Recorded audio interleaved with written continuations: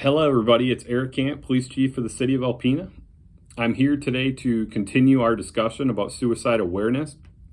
I wanted to take just a few minutes today to discuss with you the role that a police officer plays when dealing with individuals who are dealing with a mental health struggle.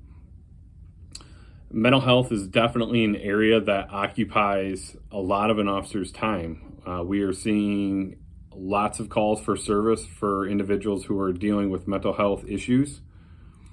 And as police officers, we have criteria that an individual must meet before we can take that person into protective custody. It's important to note too that protective custody is a civil issue and not a criminal issue. This is not an arrest.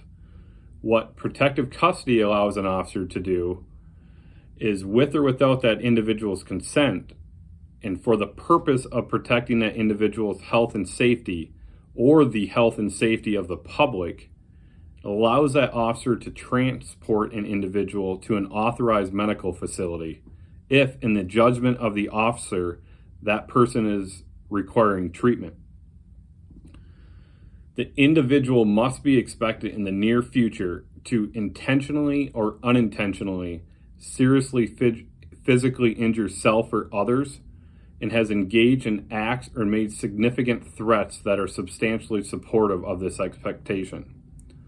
Or, as a result of the mental illness, the individual is unable to attend to those basic needs that must be attended to in order to avoid serious harm in the near future, and has demonstrated that inability by failing to attend to those basic needs. So if an individual does not meet those requirements for a person requiring treatment, the family or the loved ones or the complainant that is concerned about that individual still has options.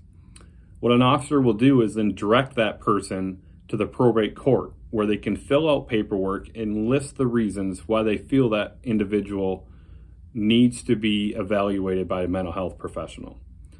That paperwork then gets submitted to the probate judge, who reviews it and makes a determination whether or not to issue a court order. What would happen then is that court order gets served to law enforcement, and we would pick that individual requiring treatment up and take them in for an evaluation. The bottom line is, I would encourage all of you to be present in the lives of those that you oversee and your loved ones. Be there for them.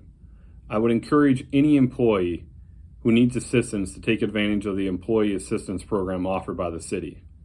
Supervisors, I would ask you this: are you approachable?